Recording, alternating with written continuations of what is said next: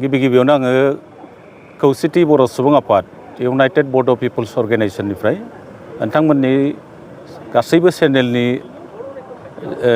चेनेलनि दारै साफ्रोमबो सुबुंनो आङो गोदान बोसोरनि गाहाम हामलायनायखौ बावबाय। 9थि बोसोरारि जथुम्मा खौसेथि बर' सुबुं आफाद इउनाइटेड बड' पिपल्स अर्गेनाइजेशननि बे मेलखौ एबार बोसोरारि जथुम्माखौ गुवाहाटीनि श्रीमन्त शंकरदेव कलाक्षेत्रआव सानथामनि खोब गाजा गोमजा हाबाफारि लानानै बेखौ खुंनो थाम-थिम खालामनाय जादों। फैगौ जानुवारि दाननि 5, 6, 7 आरो 7 2023 मायथाइयाव बे मेलाव जोंना गाहायै जोंनि जिबिलाक डेलिगेट्स जायो। बे डेलिगेट्सआव थान्दैफ्रा फ्राय गोबां जायगानिफ्राय फैयो।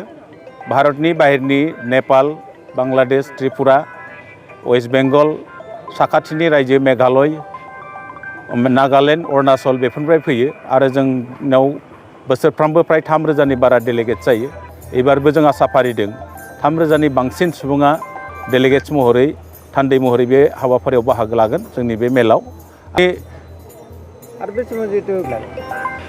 जोङो गाहायै जोङो 5 अक्ट' खालिनो जोंना मोनसे स्पेसियेल मोनसे अपेन मिटिं जागोन।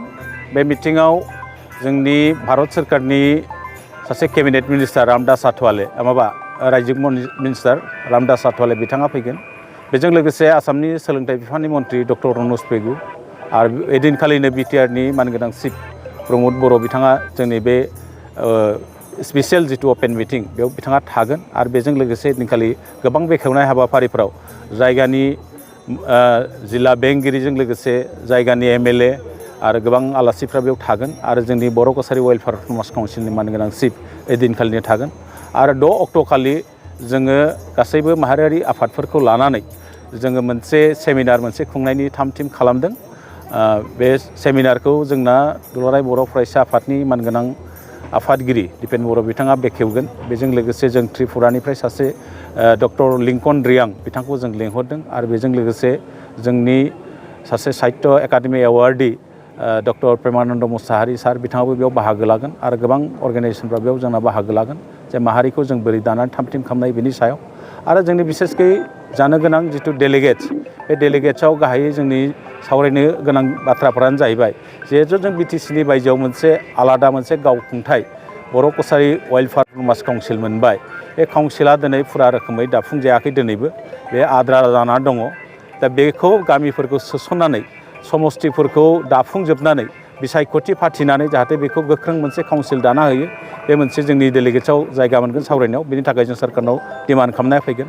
आरो सोलोंथाइ बिफानाव जों सावरायनो गोनां गोबां बाथ्रा दं। जिहेथु जोंनि राव हारिया जुदि आरो हारिमुवा जुदि थांना थानांगौबा जोंनि बर' मिडियाम स्कुलफ्रा जोंना थांना थानांगोन, जोंनि बिमानि रावनि फरायसालिफ्रा।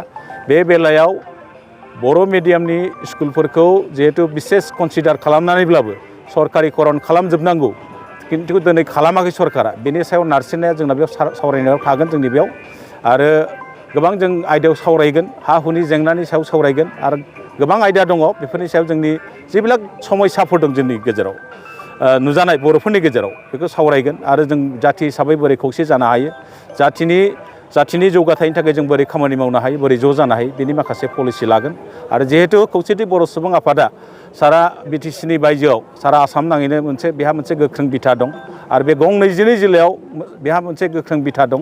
आरो बे गं 22 जिल्लानि बादैबो आं दहायनो बुंखाबाय गुबुन गुबुन रायजोनि जोंनाव थान्दैफोर नुजाफैगोन। बे थान्दैफोरखौ लानानै जोंनि थामोनथाखौ गोजोर खालामनाय, जोंनि जौगाथायनि थाखाय, जोंनि सोलोंथाइखौ दावगानायनि थाखाय दा गोबां बिथिङाव बे थान्दै मेलाव सावरायनानै माखासे सिद्धान्तफोर लानाय जागोन।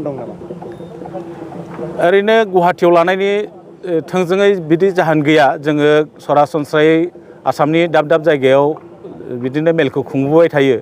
एबार जिहेतु जों मोनसे सिन्था खालामबाय दा गुवाहाटीयाव जोंनि आफादनि 9थि बोसोरारि जथुम्माखौ खुंनायनि थांनाय कार्बि आंलंनि जिथु जोंना 8थि बोसोरारि जथुम्मामोन, बेयावनो मोनसे थांखि लानाय दंखायो।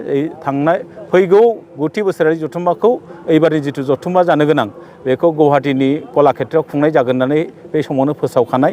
बेखौ फोसावनाय लेखायै जों बेयाव खुंनो लादों। आरो एबारनि बे डेलिगेट्सआवनो फैगौ बार 10थि कनफारेन्सआ जोंना बबाव जागोन बे जोंनि थान्दै मेलनि गेजेरजोंनो बेयावनो सिद्धान्त'बो लानाय जागोन।